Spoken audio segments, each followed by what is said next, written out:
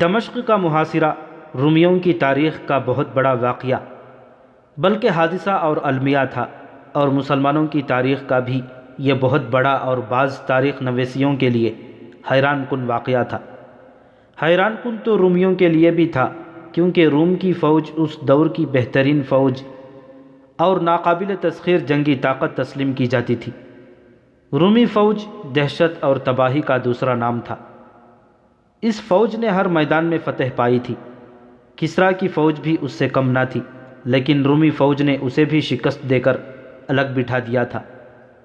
لیکن اتنی دور سے آئے ہوئے اور اتنے تھوڑے مسلمان اسی رومی فوج کو شکست پہ شکست دیے چلے جا رہے تھے، اور انہوں نے دمشق کو محاصرے میں لے لیا تھا، جو رومیوں کا بڑا ہی اہم اور قیمتی شہر تھا۔ قیصر روم نے تو کبھی سوچا بھی نہ تھا کہ دنیا کی کوئی طاقت اس کی بہترین اور دہشت ناک فوج کو اس مقام پر لے آئے گی کہ اس کے لیے رومیوں کی روایات اور وقار کا تحفظ محال ہو جائے گا۔ مسلمانوں کے لیے بھی شام میں فاتحانہ داخلہ اور دمشق کا محاصرہ بہت بڑا واقعہ تھا۔ ایک تو نفری دشمن کے مقابلے میں بہت تھوڑی تھی، جو زخمیوں اور شہیدوں کی وجہ سے کم ہی کم ہوتی چلی جا رہی تھی۔ دوسرے، اپنے وطن سے دوری، پسپائی کی صورت میں ان کے لیے کوئی پناہ نہیں تھی۔ اس صورت میں انہیں کھانے پینے کو بھی کچھ نہیں مل سکتا تھا۔ مختلف ادوار کے جنگی مبصروں اور واقعہ نگاروں نے لکھا ہے کہ خالد کے لشکر نے جس کی نفری ہمیشہ خطرناک حد تک کم رہی ہے، تاریخ نویسیوں کو حیرت میں ڈال دیا ہے۔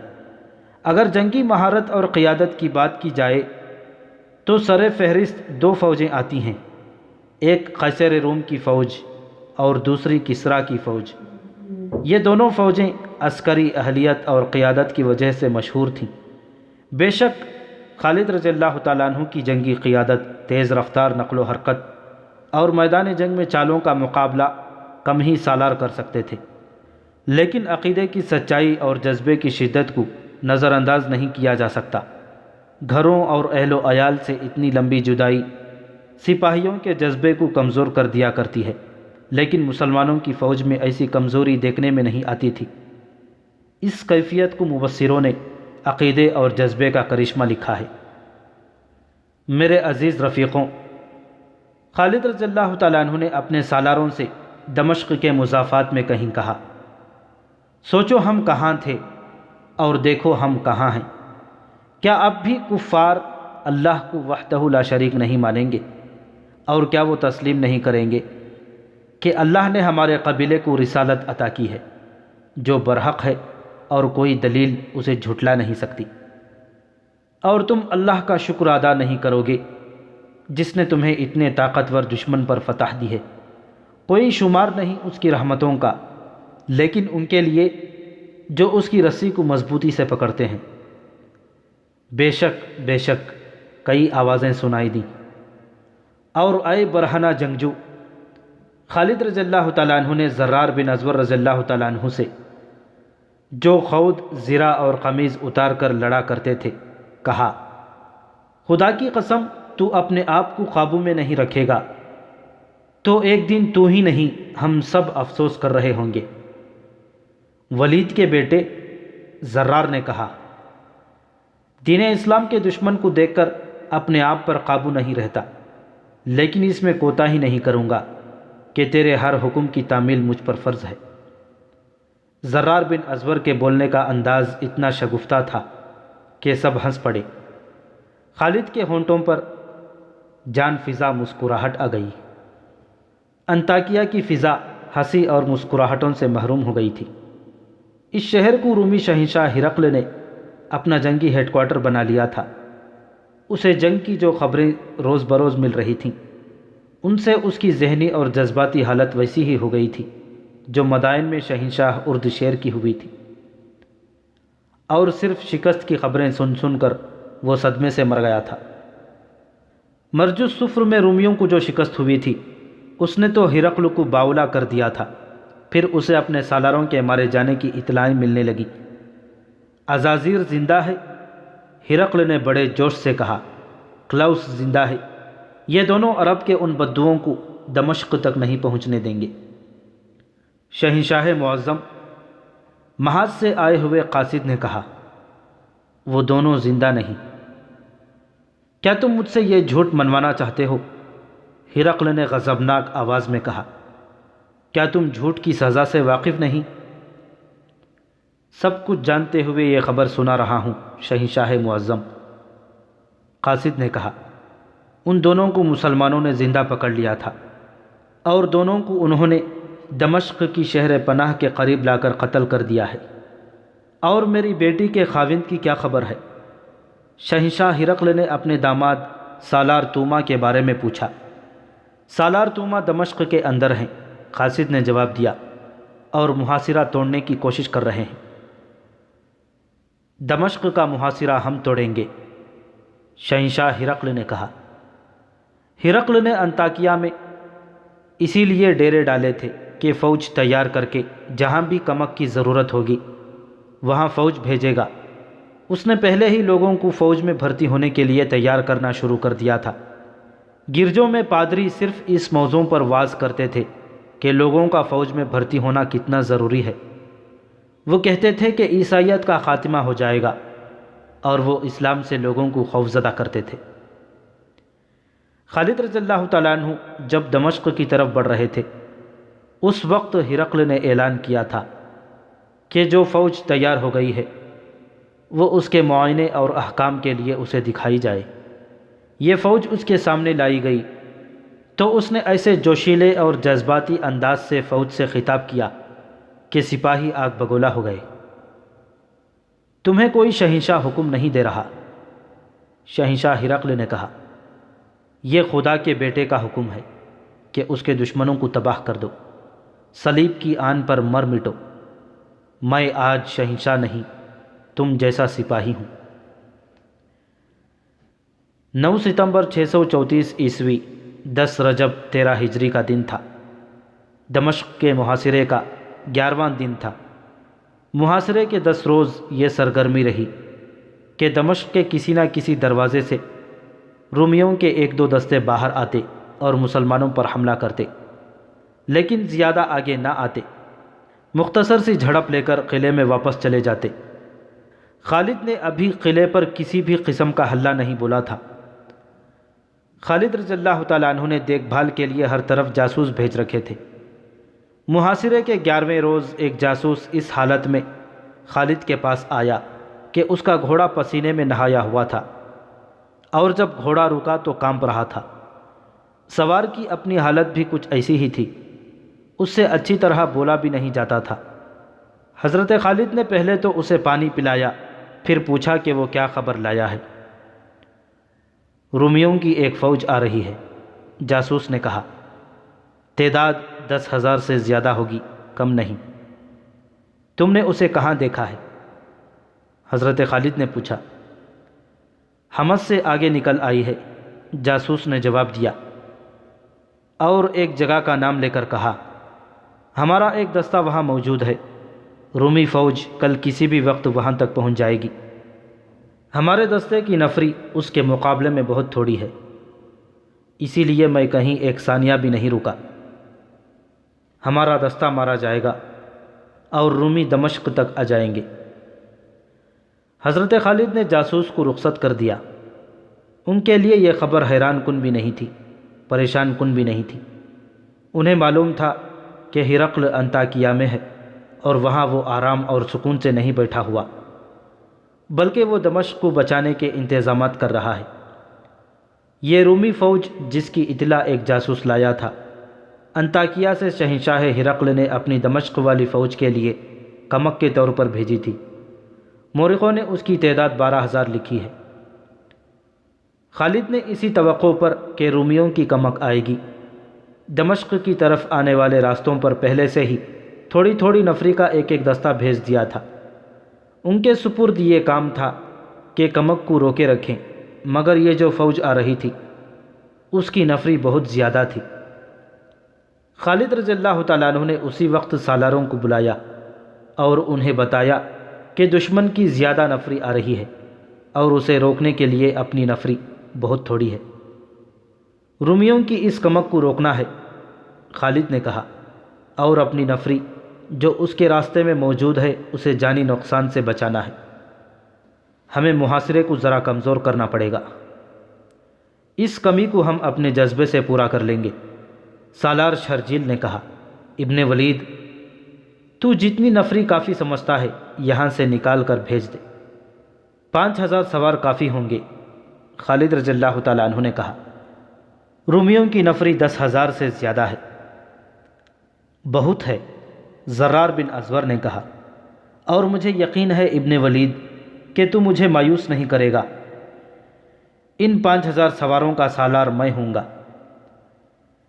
تیری خواہش کو میں رد نہیں کروں گا ابن ازور، خالد رضی اللہ تعالیٰ عنہ نے کہا، لیکن احتیاط کرنا کہ جوش میں آ کر دشمن کی صفوں میں نہ گھس جانا۔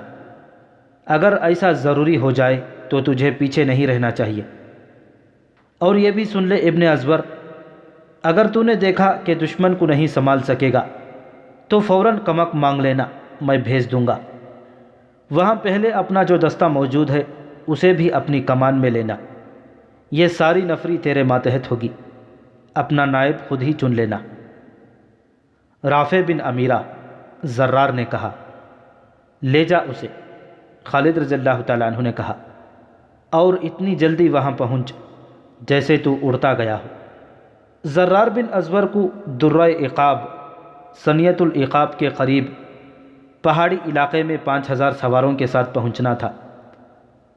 وہ جگہ دمشق سے کم و بیش 20 میل دور تھی۔ زرار تو جیسے اڑتے ہوئے وہاں پہنچ گئے۔ انہوں نے وہاں جو نفری موجود تھی اسے بھی اپنی کمان میں لے لیا۔ یہ علاقہ پہاڑی ہونے کی وجہ سے گھات کے لیے موزون تھا۔ رومی فوج ابھی وہاں تک نہیں پہنچی تھی۔ زرار نے بڑی تیزی سے اپنی تمام نفری کو گھات میں چھپا دیا۔ اس کے ساتھ ہی اس روز کا سورج غروب ہو گیا۔ زرار نے سنتری اس ہدایت کے ساتھ مقرر کیے کہ وہ ٹیکریوں اور چٹانوں کے اوپر چلے جائیں، باہر نہ جائیں۔ پوری احتیاط کی جا رہی تھی کہ دشمن کو گھات کا پتہ نہ چلے۔ رات گزر گئی، صبح طلوع ہوئی، اور اس سے تھوڑی ہی دیر بعد دشمن کی فوج آ گئی، اور یہ صحیح معنوں میں فوج تھی، نفری زیادہ، تنظیم نہایت اچھی۔ دیکھا گیا کہ اس فوج کے ساتھ بے شمار گھوڑا گاڑیاں تھیں جو سامان سے لدی ہوئی تھیں، اور اونٹوں کی تعداد بھی بے حساب تھی جن پر بوریاں لدی ہوئی تھیں۔ یہ بعد میں پتہ چلا کہ یہ سامان خرد و نوش تھا جو دمشق جا رہا تھا۔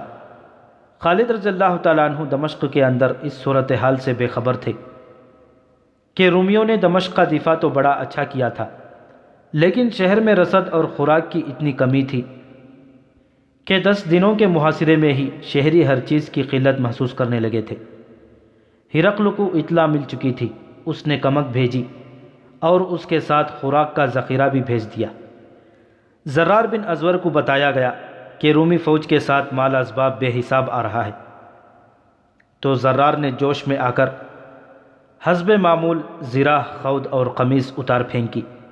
نیم برہنہ ہو کر انہوں نے اعلان کیا کہ بہت موٹا شکار آ رہا ہے۔ رومی جب پہاڑیوں میں آئے تو زرار کی للکار پر مجاہدین گھات سے نکل کر رومیوں پر ٹوٹ پڑے۔ توقع یہ تھی کہ رومی اچانک حملے سے گھبرا کر اور بوکھلا کر بھاگ اٹھیں گے، لیکن ان کا رد عمل ایسا بالکل نہیں تھا۔ انہوں نے یہ چال چلی کہ پیچھے ہٹنے لگے اور درہ عقاب کے قریب اس جگہ جا رکے جو ہموار میدان تھا اور یہ پہاڑی کی بلندی تھی۔ انہوں نے سامان کی گاڑیاں پیچھے بھیج دیں اور ان کے پیچھے کی فوج آگے آ گئی۔ ان کی تعداد مسلمانوں سے دگنی تھی، اور ان کے انداز سے صاف پتہ چلتا تھا کہ مسلمانوں کا یہ حملہ ان کے لیے غیر متوقع نہ تھا۔ وہ اس کے لیے تیار تھے۔ انہوں نے قدم جما لیے۔ زرار بن ازور نے دشمن کو اس کیفیت میں دیکھا کہ اس نے نہ صرف یہ کہ حملہ روک لیا ہے، بلکہ وہ سامنے سے بھی اور دائیں بائیں سے بھی حملے کر رہا ہے۔ مسلمانوں کا جوش و خروش کچھ کم نہ تھا، لیکن رومی جس منظم انداز سے لڑ رہے تھے اس سے یہی ایک خطرہ نظر آنے لگا تھا کہ مسلمانوں کو بھگا کر اور کاٹ کر آگے نکل جائیں گے۔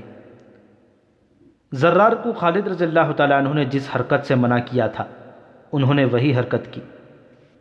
پہلے تو وہ منظم طور پر رومیوں پر حملہ کراتے رہے، لیکن دیکھا کہ رومی پیچھے ہٹنے کے بجائے چڑھے آ رہے ہیں، تو زرار جوش میں آ گئے اور چند ایک مجاہدین کو ساتھ لے کر رومیوں پر ٹوٹ پڑے۔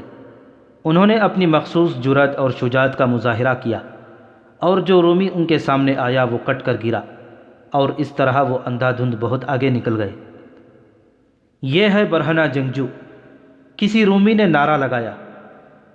یہ کوئی سالار ہو سکتا تھا، اس نے للکار کر کہا، گھیرے میں لے لو، اسے زندہ پکڑو۔ زرار نیم برہنہ ہو کر لڑنے اور دشمن کو ہر میدان میں حیران کن نقصان پہنچانے میں اتنے مشہور ہو گئے تھے کہ انطاکیہ تک ان کی شجاعت کے چرچے پہنچ گئے تھے۔ رومیوں نے اس نیم برہنہ جنگجو کو پہچان لیا۔ زرار کے دائیں بازو میں ایک تیر لگ چکا تھا۔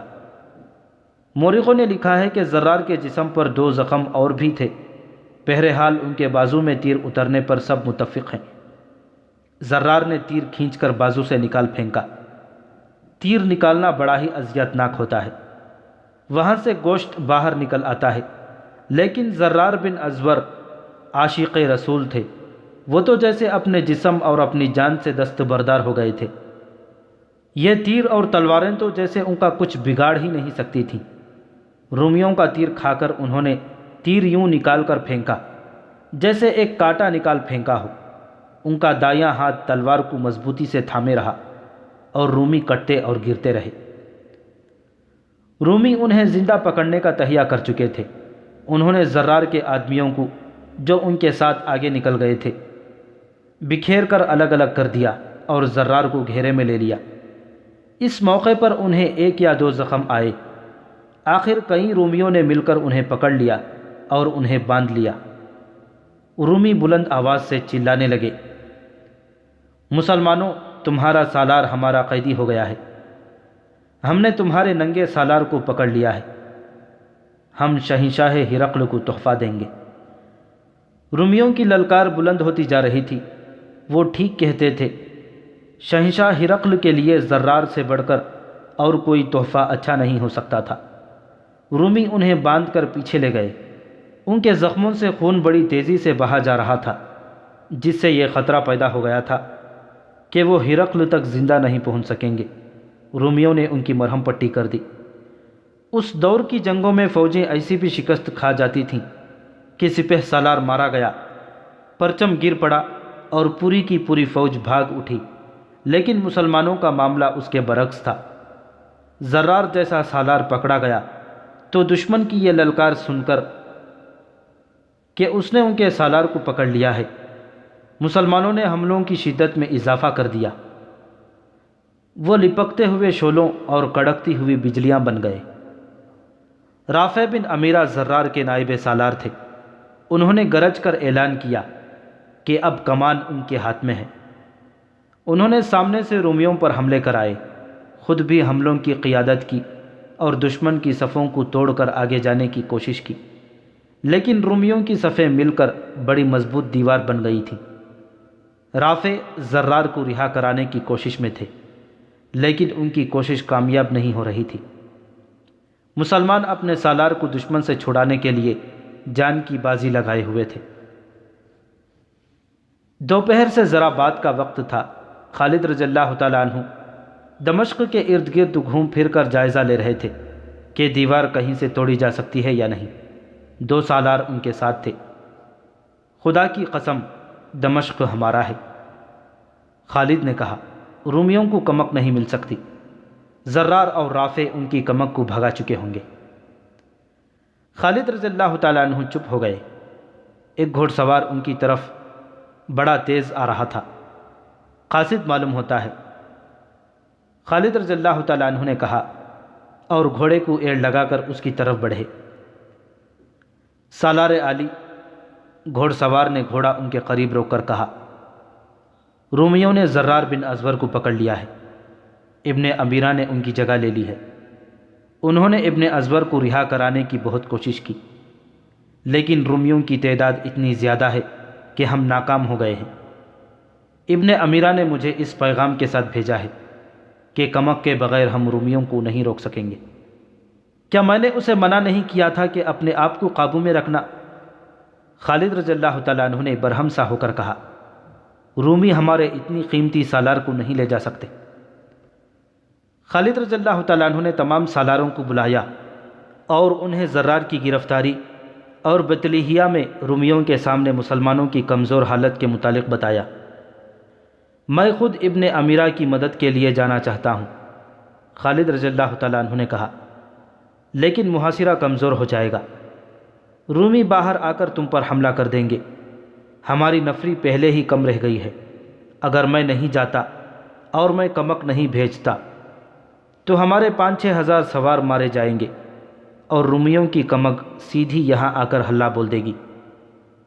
بتا سکتے ہو مجھے کیا کرنا چاہیے؟ رافع کی مدد کو پہنچنا اور رومیوں کی کمک کو روکنا زیادہ ضروری ہے، ابو عبیدہ رضی اللہ تعالیٰ عنہ نے کہا۔ ابن ولید، تو سمجھتا ہے کہ تیرا جانا ضروری ہے تو ابھی چلا جا، ہمیں اور دمشق کے محاصرے کو اللہ پر چھوڑ، رومیوں کو باہر آ کر حملہ کرنے دے، وہ زندہ اندر نہیں جا سکیں گے۔ دوسرے سالاروں نے ابو عبیدہ رضی اللہ تعالیٰ عنہ کی تائید کر کے خالد رضی اللہ تعالیٰ عنہ کو یقین دلایا کہ ان کی نفری کم ہو گئی تو بھی وہ محاصرے کو درہم برہم نہیں ہونے دیں گے۔ اگر مجھے جانا ہی ہے تو میں فوراً نہیں جاؤں گا، خالد رضی اللہ تعالیٰ عنہ نے کہا۔ میں ایسے وقت یہاں سے سواروں کو ساتھ لے کر نکلوں گا جب دشمن ہمیں نہیں دیکھ سکے گا۔ ابو عبیدہ، میری جگہ لے لے، میں آدھی رات کے بعد 4000 سوار لے کر نکل جاؤں گا۔ تم سب پر اللہ کی سلامتی ہو، اللہ تمہارا حامی و ناصر ہو۔ 4000 سواروں کو تیاری کی حالت میں الگ کر دو اور انہیں بتا دو کہ آدھی رات کے بعد روانہ ہونا ہے۔ بیت لحیہ کم و بیش 20 میل دور تھا۔ سورج غروب ہونے تک وہاں رومیوں اور مسلمانوں میں لڑائی ہوتی رہی۔ رافع بن امیرہ نے شام تاریک ہونے کے بعد بھی مجاہدین کو رومیوں کے عقب میں پہاڑیوں کے درمیان سے گزار کر بھیجا، مگر ہر ٹولی ناکام واپس آئی۔ جوں جوں وقت گزرتا جا رہا ہے، زرار بن ازور موت کے قریب ہوتا جا رہا ہے۔ رافع نے کئی بار کہا، اللہ کرے وہ زندہ ہو، اللہ اسے زندہ رکھے، ہم اسے چھڑا کر ضرور لائیں گے۔ رات گزر گئی، صبح کا اجالا ابھی پوری طرح نہیں نکلا تھا کہ خالد رضی اللہ تعالیٰ عنہ 4000 سواروں کے ساتھ رافع کے پاس پہنچ گئے۔ خالد آدھی رات گزر جانے کے بعد دمشق سے روانہ ہوئے تھے۔ انہوں نے 4000 سواروں کو شام کے بعد خاموشی سے محاصرے سے ہٹا کر پیچھے کرنا شروع کر دیا تھا اور سوار پیچھے جا کر اکٹھے ہوتے جا رہے تھے۔ یہ جگہ دمشق سے ذرا دور تھی۔ خالد رضی اللہ تعالیٰ عنہ انہیں ساتھ لے کر روانہ ہوئے تو شہر میں محصور رومیوں کو خبر تک نہ ہوئی۔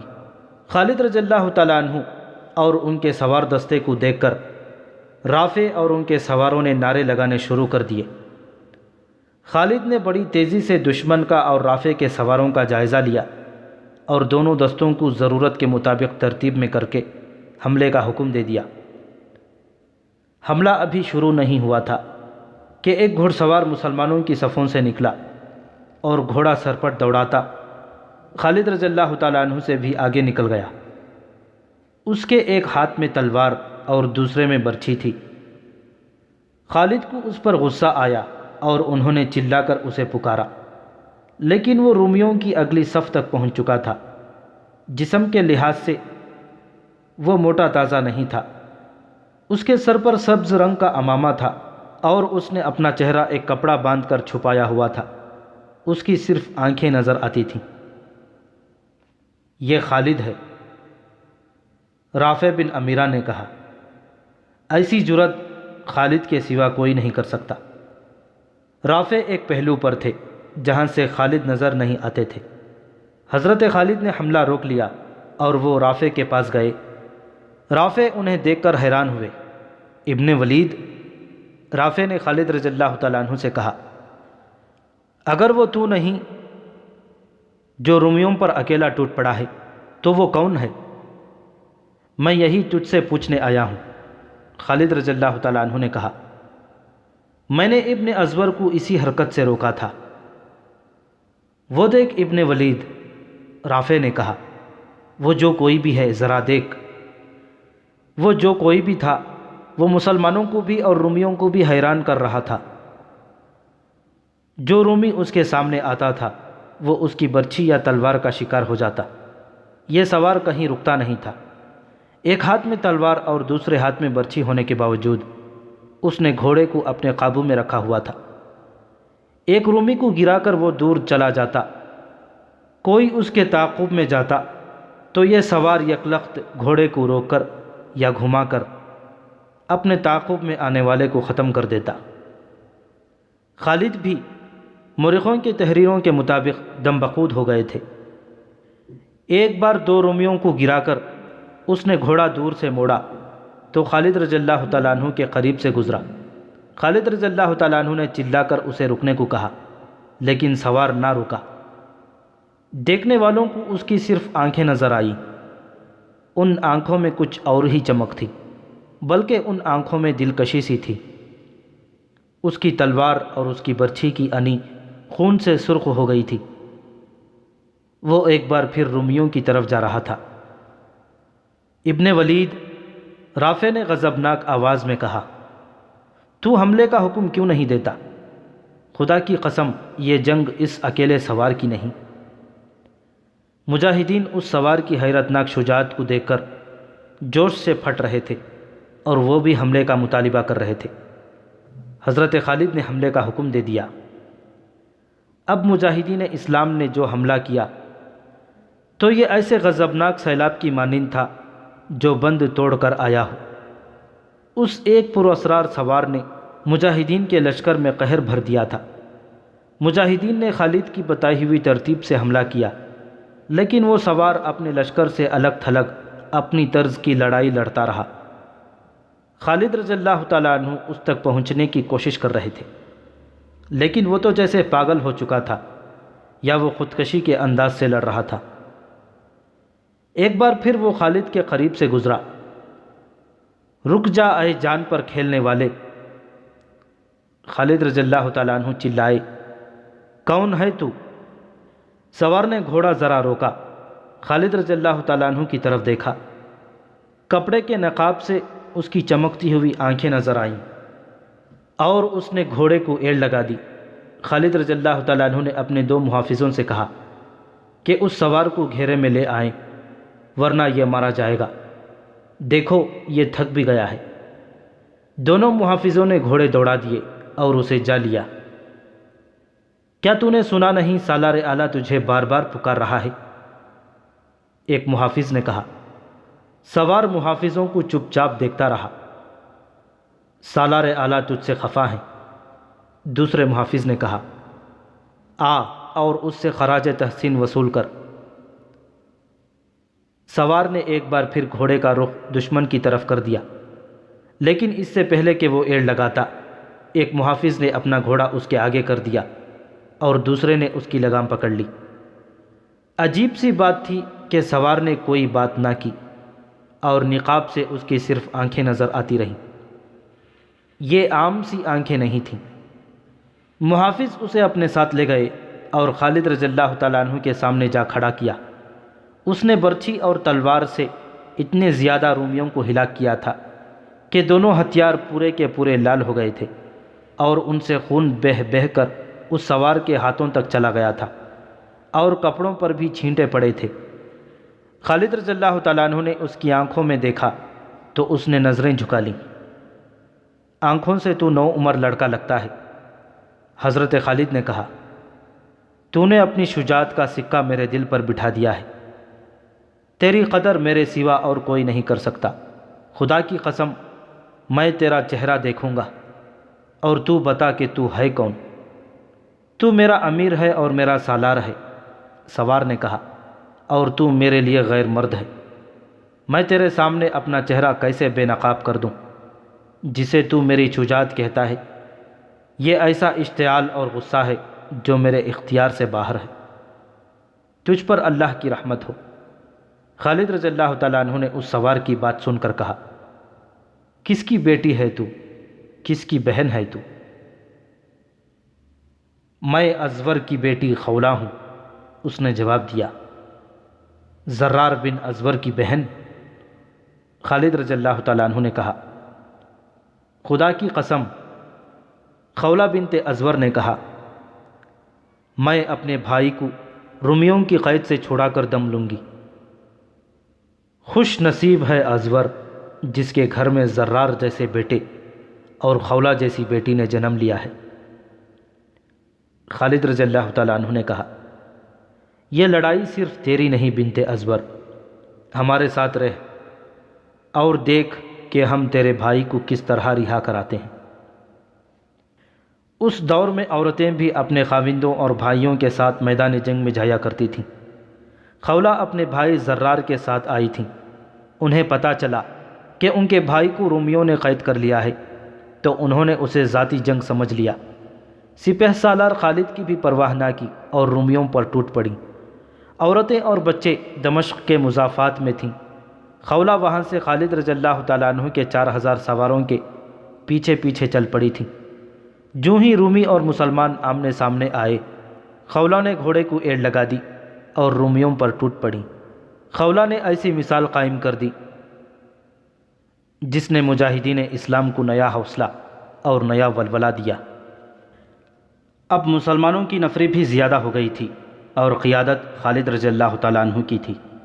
خالد رضی اللہ تعالیٰ عنہ کے ساتھ جو 4000 سوار گئے تھے وہ تازہ دم تھے۔ اس کے علاوہ پورا لشکر زرار رضی اللہ تعالیٰ عنہ کے قیدی ہو جانے پر آگ بگولا تھا۔ رومیوں کے لیے اس حملے کو برداشت کرنا ناممکن ہو گیا۔ انہوں نے جم کر لڑنے کی کوشش کی، لیکن خالد رضی اللہ تعالیٰ عنہ کی چالوں اور ان کے لشکر کے غیظ و غضب کے سامنے رومی ٹھہر نہ سکے۔ رومیوں کی فوج چونکہ ایک منظم اور تربیت یافتہ فوج تھی، اس لیے اس کی پسپائی بھی منظم تھی۔ اسے پسپا کرنے میں خالد رضی اللہ تعالیٰ عنہ کو بہت زور لگانا پڑا۔ رومیوں کی پسپائی سے یہ مقصد تو پورا ہو گیا کہ دمشق کے دفاعی دستے کمک اور رسد سے محروم رہے۔ رومیوں کا یہ کمال تھا کہ وہ جو رسد ساتھ لائے تھے وہ اپنے ساتھ ہی لے جا رہے تھے۔ اب دوسرا مقصد سامنے تھا اور وہ تھا زرار کی رہائی۔ اس مقصد کے لیے خالد رضی اللہ تعالیٰ عنہ نے رومیوں کا تعاقب جاری رکھا۔ رومی اور تیزی سے پسپا ہونے لگے۔ خالد رضی اللہ تعالیٰ عنہ نے ہر داؤ کھیلا مگر رومیوں نے کوئی داؤ کامیاب نہ ہونے دیا۔ خالد نے تعاقب کی رفتار کم نہ کی۔ ان کی کوشش یہ تھی کہ رومی کہیں رکنے نہ پائیں۔ خالد خود پیچھے رہ گئے۔ یہ بہن کا ایثار تھا جو اللہ نے قبول کیا، اور یہ زرار کا عشق رسول صلی اللہ علیہ وسلم تھا جو اللہ کو اچھا لگا۔ زرار کی سرفروشی کو اللہ نے نظر انداز نہ کیا۔ پتہ چلا کہ زرار رومیوں کے قید میں زندہ ہیں۔ یہ خبر دینے والے 2 عربی تھے جو اس علاقے میں آ کر آباد ہوئے تھے۔ خالد رضی اللہ تعالیٰ عنہ کے 2-4 سوار چھوٹی سی ایک بستی کے قریب سے گزرتے رک گئے۔ وہ پانی پینا چاہتے تھے۔ بستی کے لوگ اس خیال سے خوفزدہ ہو گئے کہ یہ فاتح فوج کے آدمی ہیں، اس لیے یہ لوٹ مار کریں گے اور جوان لڑکیوں پر ہاتھ ڈالیں گے۔ آبادی میں ہڑبنگ سی مچ گئی۔ 2 آدمی مسلمان سواروں کے پاس آئے۔ ہم بھی عرب کے باشندے ہیں، انہوں نے سواروں سے کہا۔ ہم مسلمان تو نہیں، پھر بھی عرب کی مٹی کا واسطہ دے کر کہتے ہیں کہ ہماری خاطر اس بستی پر ہاتھ نہ اٹھائیں۔ تم نہ کہتے تو بھی ہم اس بستی کی طرف دیکھنا بھی گوارا نہ کرتے، ایک مسلمان سوار نے کہا۔ ان لوگوں سے کہو کہ ہم سے نہ ڈریں، ہم تم سب کے محافظ ہیں، ہم پانی پی کر چلے جائیں گے۔ دونوں عربوں نے بستی کے لوگوں سے کہا کہ وہ ڈرے نہیں اور اپنے گھروں میں رہیں۔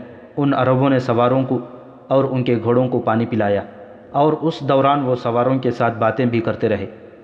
باتوں باتوں میں ان عربوں نے سواروں کو بتایا کہ ایک گھوڑے پر رومیوں نے ایک آدمی کو باندھ رکھا تھا۔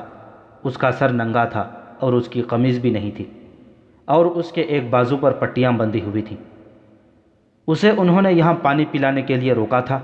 ایک عرب نے بتایا، وہ تمہارا ساتھی معلوم ہوتا تھا۔ مسلمان سواروں کو شک نہ رہا، یہ زرار تھے۔ سواروں نے ان عربوں سے مزید معلومات لیں۔ زرار کے ساتھ تقریباً 100 رومی تھے۔ وہ رومی لشکر کی پسپائی سے بہت پہلے وہاں سے گزرے تھے اور وہ حمص کی طرف جا رہے تھے۔ مسلمان سواروں نے اپنے ایک ساتھی سے کہا کہ وہ پیچھے جا کر سپہ سالار کو زرار بن ازور کے متعلق یہ اطلاع دیں۔ الحمدللہ، خالد رضی اللہ تعالیٰ عنہ نے یہ خبر سن کر کہا، زرار زندہ ہے اور وہ زندہ رہے گا۔ انہوں نے اسے قتل کرنا ہوتا تو کر چکے ہوتے، وہ اسے اپنے بادشاہ کے پاس لے جا رہے ہیں، ابن امیرہ کو بلاؤ۔ رافع ابن امیرہ آئے تو خالد رضی اللہ تعالیٰ عنہ نے انہیں زرار کے متعلق جو اطلاع ملی تھی پوری سنا کر کہا، وہ 100 سوار چن لیں جو جان پر کھیلنے والے شاہ سوار ہوں، انہیں ساتھ لے کر حمص کی طرف ایسا راستہ اختیار کریں جو راستہ نہ ہو۔ مطلب یہ تھا کہ راستہ چھوٹا کر کے حمص کی طرف جائیں اور ان 100 رومیوں کو روکیں اور ابن ازور کو رہا کرائیں۔ رافع جب سواروں کا انتخاب کر رہے تھے تو زرار کی بہن کو پتہ چل گیا کہ رافع زرار کو آزاد کرانے کے لیے جا رہے ہیں۔ وہ رافع کے پاس دوڑی گئیں اور کہنے لگیں کہ وہ بھی ان کے ساتھ جائیں گی۔ نہیں بنت ازور، رافع نے کہا، خدا کی قسم جو کام ہمارا ہے وہ ہم ایک عورت سے نہیں کرائیں گے۔ تجھے تیرا بھائی چاہیے، وہ تمہیں مل جائے گا، نہیں ملے گا تو ہم بھی واپس نہیں آئیں گے۔ میں اگر سپہ سالار سے اجازت لے لوں؟ ابن ولید تجھے اجازت نہیں دے گا ازور کی بیٹی، رافع نے کہا۔ خولہ مایوس ہو گئیں۔ رافع چنے ہوئے 100 سواروں کے ساتھ بڑی عجلت سے روانہ ہو گئے۔ انہوں نے حمص کی طرف جانے والے راستے کا اندازہ کر لیا تھا۔ وہ اس راستے سے دور دور تیز رفتار سے گھوڑے دوڑاتے گئے۔ وہ زیادہ دور نہیں گئے ہوں گے کہ ایک طرف سے ایک گھوڑا سرپٹ دوڑتا آ رہا تھا۔ وہ رومی نہیں ہو سکتا تھا، رومی ہوتا تو اکیلا نہ ہوتا۔ وہ خالد کا قاصد ہو سکتا تھا، کوئی نیا حکم لایا ہوگا۔ وہ قریب آیا تو اس کا سبز امامہ اور چہرے پر کپڑے کا نقاب نظر آیا۔ ابن امیرہ، سوار نے للکار کر کہا، اپنے بھائی کو آزاد کرانے کے لیے میں آ گئی ہوں۔ کیا سپہ سالار نے تجھے اجازت دے دی ہے؟ رافع نے پوچھا۔ اپنے بھائی کو قید سے چھڑانے کے لیے مجھے کسی کی اجازت کی ضرورت نہیں، خولہ بنت ازور نے کہا۔ اگر تو مجھے اپنے سواروں میں شامل نہیں ہونے دے گا تو میں اکیلی آگے جاؤں گی۔ خدا کی قسم بنت ازور، رافع نے کہا، میں تجھے اکیلا نہیں چھوڑوں گا، آ ہمارے ساتھ چل۔ یہ جوان سال عورت ساتھ چل پڑی۔ 100 رومی سالار زرار بن ازور کو گھوڑے پر اس حالت میں بٹھائے لے جا رہے تھے کہ ان کے ہاتھ رسیوں سے بندھے ہوئے تھے اور پاؤں اس طرح بندھے تھے کہ گھوڑے کی پیٹھ کے نیچے سے رسی گزار کر دونوں ٹخنوں سے باندھی ہوئی تھی۔ رومی ان پر بھپتیاں کستے اور ان کا مذاق اڑاتے جا رہے تھے اور زرار چپ چاپ سنتے جا رہے تھے۔ ایک جگہ راستہ نشیب میں چلا جاتا تھا، اس کے دائیں بائیں علاقہ کھڈوں کا تھا۔ جب رومی اس نشیب میں سے گزر رہے تھے تو اچانک دائیں بائیں آگے اور پیچھے سے رافع کے سواروں نے ان پر حملہ بول دیا۔ رومیوں کے لیے یہ حملہ غیر متوقع تھا اور اس طرح جا رہے تھے جیسے میلے پر جا رہے ہوں۔ زرار کی بہن خولہ نے اپنے بھائی کو دیکھا تو اس نے رومیوں پر اس طرح حملے شروع کر دیے جس طرح وہ پوری رومی فوج پر کر چکی تھی۔ رافع بھی ایسے ہی جوش میں تھے۔ ان کے سوار ہزاروں میں سے چنے ہوئے تھے۔ انہوں نے رومیوں کا ایسا برا حال کر دیا کہ ان میں سے جو مرے نہیں یا زخمی نہیں ہوئے تھے بھاگ اٹھے۔ خطرہ یہ تھا کہ رومی زرار کو قتل کر دیں گے۔ ان کی بہن تلوار اور برچھی چلاتی زرار تک پہنچ گئیں۔ رومیوں نے ان کی یہ کوشش کامیاب نہ ہونے دی، لیکن رافع نے ایسا ہلہ بولا کہ رومی سوار بکھر گئے، پھر فردن فردن بھاگ اٹھے۔ سب سے پہلے زرار نے رافع سے ہاتھ ملایا، اور جب بہن بھائی ملے تو وہ منظر رقت آمیز بھی تھا اور ولولہ انگیز بھی۔ بہن اپنے بھائی کے زخم دیکھنے کو بے تاب تھی۔